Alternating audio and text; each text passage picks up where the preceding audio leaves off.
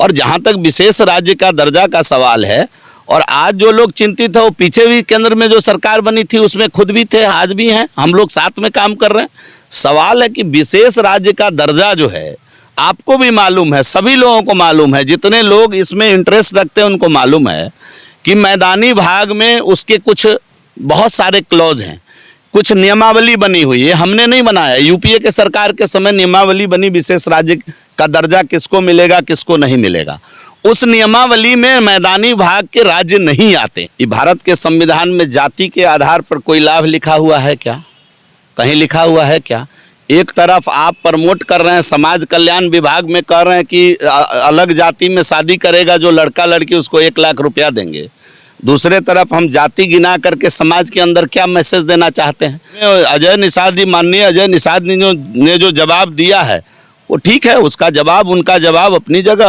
हमको लगता है कि वो सांसद हैं और सोच समझ के दिए होंगे। अब उनका निर्णय वो अपने नेता से पूछ के लिए हैं कि अपने ले लिए हैं, बयान बहादुर हैं कि नेता उनको कहा है। ये बात तो हम लोग गठबंधन के में जब बैठेंगे, उच्च स्तरीय हमारी बैठक होगी तब ना इस पर चर्चा होगी, ये कैमरा पर थोड़े हम लोग बोलेंगे। तो दूसरे तरफ लिखे कि अगर राम भी नहीं भज पा रहे हो तो मन को साफ कर लो, प्रभु का अंश तो तुम्हारे अंदर स्वयं है, केवल मन को साफ कर लो, हम तुमको मिल जाएंगे।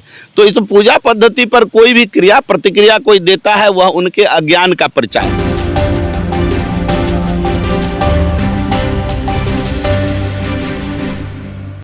बिहार के पूर्व सीएम जीतन राम मांझी कल ब्राह्मण दलित का भोज देने जा रहे हैं और उससे पहले जो कुछ भी उन्होंने कहा, खुले मन से जो बयान दिया, दरअसल बयान नहीं गाली दी और सफाई दी, माफ़ी मांगी, फिर ये कहा कि उन शब्दों का इस्तेमाल हम 100 बार करेंगे जिन शब्दों का इस्तेमाल या जिस शब्द का इस्तेमाल अभी कैमरे के सामने हम या कभी कैमरे के सामने हम नहीं कर सकते। तो एक तो ये मामला है और बिहार की राजनीति का जो घटनाक्रम है उससे जुड़े हुए कई सवाल हैं जिन पर हम बातचीत करेंगे।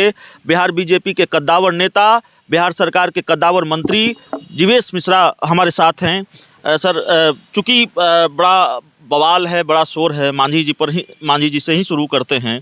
एक तो जो बयान उन्होंने दिया और उसके बाद कल ब्राह्मण दलित का भोज वो कराने जा रहे हैं, कैसे देख रहे हैं? तो होइए न गया, ये वो क्षमा मांग लिया, प्रायश्चित करिए रहे कल भोज करके, तो अब उनकी चर्चा क्यों कर रहे हैं? तो हो ही गया, क्षमा याचना पहले कर लिए। और ब्राह्मण तो हमेशा से क्षमा दान देने का काम किया है, जो क्षमा मांग लिया उसको क्षमा दान देने का काम किया है, तो ये तो क्षमा हो गया। वो प्रायश्चित में भोज कल कर ही दे। शर्त भी रखी है कि भाई, और शर्त क्या, मैंने क्षमा मांग लिए, प्रायश्चित में भोज रख दिए, अब बात खत्म हो गई। उसको क्यों आप लोग इतना लंबा चौड़ा किए? सर, हम इसलिए हम आपको बताते हैं, मुख्यमंत्री भूल उनसे हुई, पूजा पद्धति पर कमेंट किए, उनको जानकारी नहीं होगा पूजा पद्धति का।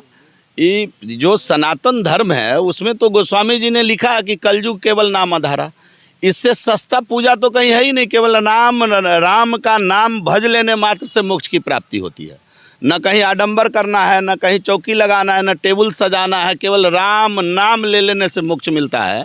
गोस्वामी ने लिखा। गोस्वामी ने दूसरे तरफ लिखा कि निर्मल मन जन, अगर राम का नाम भी नहीं ले सकते हैं तो मन को साफ कर लीजिए। गोस्वामी ने लिखा कि निर्मल मन जन सो मोहि पावा, मोहि कपट छल छिद्र न भावा। तो दूसरे तरफ लिखे कि अगर राम भी नहीं भज पा रहे हो तो मन को साफ कर लो, प्रभु का अंश तो तुम्हारे अंदर स्वयं है, केवल मन को साफ कर लो, हम तुमको मिल जाएंगे। तो इस पूजा पद्धति पर कोई भी क्रिया प्रतिक्रिया कोई देता है वह उनके अज्ञान का परिचायक है। मैं किसी व्यक्ति पर कमेंट नहीं कर रहा हूँ, इसको दूसरे एंगल से मत चलाइएगा आप लोग। लेकिन किसी के पूजा पद्धति पर कोई भी व्यक्ति अगर क्रिया प्रतिक्रिया देता है वह निजी आस्था का चीज़ है। कोई राम नाम मन ही मन कर रहा है, कोई चौकी खूंटा गाड़ के राम नाम कर रहा है, कोई ध्वज लगा के राम नाम कर रहा है, कोई उल्टा पलटी करके भगवान का नाम पढ़ रहा है, नमाज अदा कर रहा है। अब उस पर क्रिया प्रतिक्रिया देना उचित नहीं, ये तो श्रद्धा की बात है।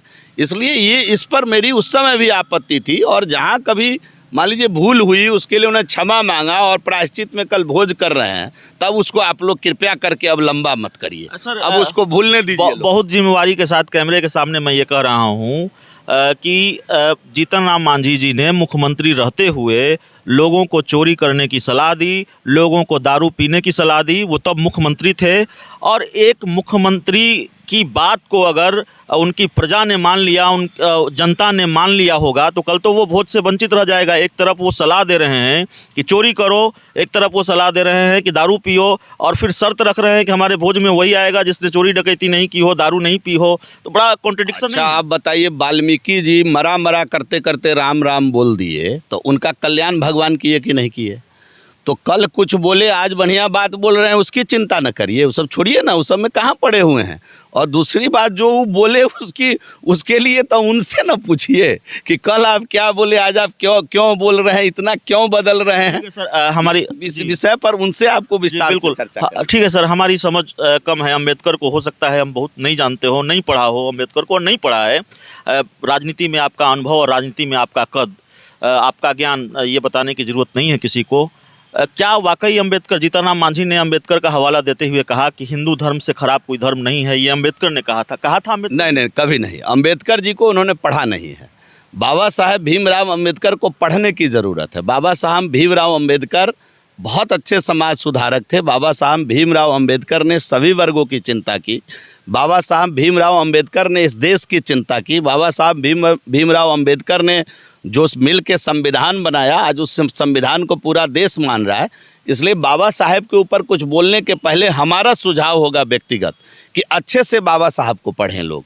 बाबा साहब को के बारे में इस प्रकार की बात कहना कहीं से उचित नहीं है। विशेष राज्य के दर्जे को लेकर बड़ा शोर शराबा है। कई बार हमारी डिक्शनरी में जो शब्द है हम इस्तेमाल करते हैं कि भीषण टकराव जेडीयू बीजेपी के बीच सामने जाता है। जेडीयू कह रही है कि बिहार को विशेष राज्य का दर्जा मिलना ही चाहिए। देखिए, कोई टकराव नहीं है। ये सब बात कहाँ से लाते हैं? राजनीतिक दल जब अलग अलग स्वरूप में है तो सबका एजेंडा अलग अलग होता है, सबकी विचारधारा अलग है। देश हित में, राज्य हित में कई बार गठबंधन की राजनीति करनी पड़ती है। गठबंधन बना करके राज्य का विकास कैसे हो, इस पर विचार करना पड़ता है। तो हम लोगों ने देश हित, राज्य हित में अगर गठबंधन बनाया है, उनके विचार में जो उनको उचित लगता है उसको समय समय पर उठाते रहते हैं, और हम लोग अपनी बात को भी समय समय पर रखते हैं। विचार अलग अलग हो सकता है। देश हित में, राज्य हित में हम लोगों ने गठबंधन बनाया है। और जहाँ तक विशेष राज्य का दर्जा का सवाल है, तो सभी लोगों को मालूम है, अगर लालू जी अगर विशेष राज्य के प्रति चिंतित हैं या तेजस्वी जी चिंतित हैं, तो उनकी भी सरकार 10 साल रही है और मजबूती के साथ वो पार्टनर थे यूपीए के अंदर। 10 साल में उन्होंने क्या किया बिहार के लिए? उससे ज़्यादा तो जेडीयू। सुन लीजिए मेरी बात, एक बात मैं बता देना चाहता हूँ कि 10 साल उस समय थे, उन्होंने क्या किया। और आज जो लोग चिंतित है, वो पीछे भी केंद्र में जो सरकार बनी थी उसमें खुद भी थे, आज भी हैं, हम लोग साथ में काम कर रहे हैं। सवाल है कि विशेष राज्य का दर्जा जो है, आपको भी मालूम है, सभी लोगों को मालूम है, जितने लोग इसमें इंटरेस्ट रखते हैं उनको मालूम है कि मैदानी भाग में उसके कुछ बहुत सारे क्लॉज हैं, कुछ नियमावली बनी हुई है। हमने नहीं बनाया, यूपीए के सरकार के समय नियमावली बनी, विशेष राज्य का दर्जा किसको मिलेगा किसको नहीं मिलेगा। उस नियमावली में मैदानी भाग के राज्य नहीं आते हैं, तो पूरे नियम को शिथिल करके नया नियमावली बना करके ही विशेष राज्य का दर्जा बिहार जैसे प्रदेश को मिल सकता है। अब विशेष राज्य यह कैसे बने, इसकी चिंता तो देश के यशस्वी प्रधानमंत्री कर ही रहे हैं। इसको तो विशेष पैकेज दे रहे हैं, और विशेष पैकेज से यह विशेष राज्य बनेगा, इस दिशा में हम लोग काम कर रहे हैं। और बिहार के अंदर आज अनवरत कई बड़े बड़े कार्य हो रहे हैं। 15 साल में हम लोगों ने खूब काम किया है, और हम लोग तो मानते हैं कि बिहार विशेष राज्य है, बिहार विशेष राज्य बने, बिहार विकसित राज्य बने, इस दिशा में बिहार के पास भी संसाधन है। और भारत की सरकार जो विशेष पैकेज दे रही है बिहार को, यह इसको सही जगह पर लाने के लिए हम समझते हैं कि कम नहीं है। आप कह रहे हैं कि कोई टकराव नहीं है। 2 बयान हम कोट करना चाहेंगे जो जेडीयू की तरफ से आए। एक बयान जेडीयू के जो सांसद हैं दिनेश चंद्र यादव का, उन्होंने कहा कि बीजेपी की सरकार या केंद्र सरकार कोई बात नीतीश कुमार की नहीं मान रही है, न वो जाति आधारित जनगणना की बात हो, चाहे वो विशेष राज्य के दर्जे की बात हो। तो नीतीश कुमार अगर समर्थन, जरा एक चीज़ बताइए ना, हम समझ गए आपका प्रश्न। ये भारत के संविधान में जाति के आधार पर कोई लाभ लिखा हुआ है क्या? कहीं लिखा हुआ है क्या? एक तरफ आप प्रमोट कर रहे हैं, समाज कल्याण विभाग में कह रहे हैं कि अलग जाति में शादी करेगा जो लड़का लड़की उसको 1 लाख रुपया देंगे। दूसरे तरफ हम जाति गिना करके समाज के अंदर क्या मैसेज देना चाहते हैं? देखिए, ये सब बात राजनीतिक स्टंट हो सकता है, और 4,000 5,000 लोगों की बिहार के अंदर 2 लाख 1 लाख प्रकार के जाति के लोग हैं, तो भारत सरकार को कोई आपत्ति नहीं है। राज्य कोई अगर गिनती करवाना चाहता है तो गिनती करा ले, हम लोग कहाँ उससे डिफर कर रहे हैं। अगर राज्य की, हम भी राज्य में बैठे हैं, साथ में सरकार चला रहे हैं, राज्य की सरकार अगर गिनती कराना चाहती है तो उसमें आपत्ति क्या है। लेकिन मुझे ऐसा लगता है कि कई बार जातीय जनगणना के बाद कहीं जातीय टकराव न बढ़ जाए, इसकी भी चिंता बुद्धिजीवियों को करनी चाहिए। विशेष दर्जे पर एक बयान और जेडीयू का कोट करेंगे। जेडीयू के एमएलसी हैं खालिद अनवर, उन्होंने कहा कि अगर विशेष राज्य का दर्जा नहीं देती है केंद्र सरकार बिहार को, तो हम बीजेपी को रास्ते से हटा देंगे। अब उनका निर्णय वो अपने नेता से पूछ के लिए हैं कि अपने ले लिए हैं, बयान बहादुर हैं कि नेता उनको कहा है। ये बात तो हम लोग गठबंधन के में जब बैठेंगे, उच्च स्तरीय हमारी बैठक होगी, तब ना इस पर चर्चा होगी। ये कैमरा पर थोड़े हम लोग बोलेंगे। हम लोग जदयू और बीजेपी बिहार के हित में मिलकर सरकार चला रही है, और बिहार का हित जहां होगा वो सब काम करेंगे। आपकी पार्टी सब काम करेंगे जिसमें बिहार का हित होगा, उससे अलग एक भी काम न करेंगे न करने देंगे। आपकी पार्टी के साथ ये मैं बड़ी जिम्मेदारी के साथ आपको कह रहा हूँ कि बिहार के हित में जो सब काम होगा बीजेपी करेगी, उससे अलग न कोई काम करेगी न करने देगी। आपकी पार्टी के सांसद हैं अजय निषाद जी, उन्होंने कहा है, आप ही के गठबंधन के सहयोगी मुकेश सहनी वीआईपी पार्टी के सुप्रीमो हैं, सरकार में मंत्री हैं, उनको कि योगी पर जो आप बात कर रहे हैं, सीएम योगी पर, वो आपत्तिजनक है, और अगर आपको बोचहां की सीट चाहिए तो योगी जिंदाबाद जिंदाबाद करना होगा, गठबंधन में रहना है तो योगी जिंदाबाद जिंदाबाद करना होगा। पार्टी की ऑफिशियल लाइन है। अब उन्होंने कह ही दिया है तो इसमें हम क्या बोले।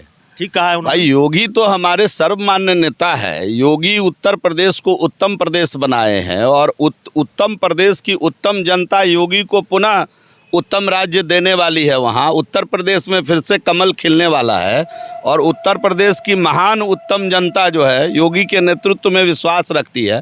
तो जब लोकतंत्र में जब चुनाव आता है तो कुछ लोग अपनी अपनी राग, अपनी अपनी डफली सभी जगह बजाते हैं। अब इसमें अजय निषाद जी, माननीय अजय निषाद ने जो जवाब दिया है वो ठीक है, उसका जवाब, उनका जवाब अपनी जगह। हमको लगता है कि वो सांसद हैं और सोच समझ के दिए होंगे। आखिरी सवाल है सर हमारा ये कि जीतन राम मांझी और मुकेश सहनी की मुलाकात हुई, और उसके बाद अब निकलिए ना इससे, जीतन राम मांझी और मुकेश सहनी जी से मुलाकात तो होती ही रहती है। यूपी में कहीं कोई वैकेंसी नहीं है। मैंने बोला ना कि यूपी को योगी ने उपयोगी बनाया है, यूपी को योगी ने उत्तम प्रदेश बनाया है, उत्तर प्रदेश को उत्तम प्रदेश बनाया है, और उत्तर प्रदेश की महान जनता जो है, जो उत्तम प्रदेश की उत्तम जनता है, वो इस बात को मान रही है कि उत्तर प्रदेश बिना योगी के नहीं रह सकता है। अब योगी उत्तर प्रदेश में आनंद भी है, योगी उत्तर प्रदेश की मजबूरी भी है, योगी की पक्ष में वहाँ लहड़ भी है। हम तो अभी 2 दिन पहले अयोध्या उत्तर प्रदेश से लौटे हैं। किसी की दाल गलने वाली नहीं है। उत्तर प्रदेश में केवल योगी, केवल मोदी, और इसी नारे के साथ उत्तर प्रदेश आगे बढ़ना चाहता है। उत्तर प्रदेश विकास के रास्ते पर आगे बढ़ चुका है। उत्तर प्रदेश अब पीछे मुड़कर देखने की स्थिति में नहीं है। चलिए, जीवेश मिश्रा डंके की चोट पर बोलते हैं, बिल्कुल ताल ठोक कर बोलते हैं। यही अंदाज और यही मिजाज, और इसी अंदाज और मिजाज की वजह से बिहार की सियासत में सुर्खियों में रहते हैं, बिहार की सियासत के सुर्खियों में रहते हैं। तो इस पूरे इंटरव्यू में इतना ही। उम्मीद है ये इंटरव्यू आपको पसंद आया होगा। बहुत बहुत धन्यवाद।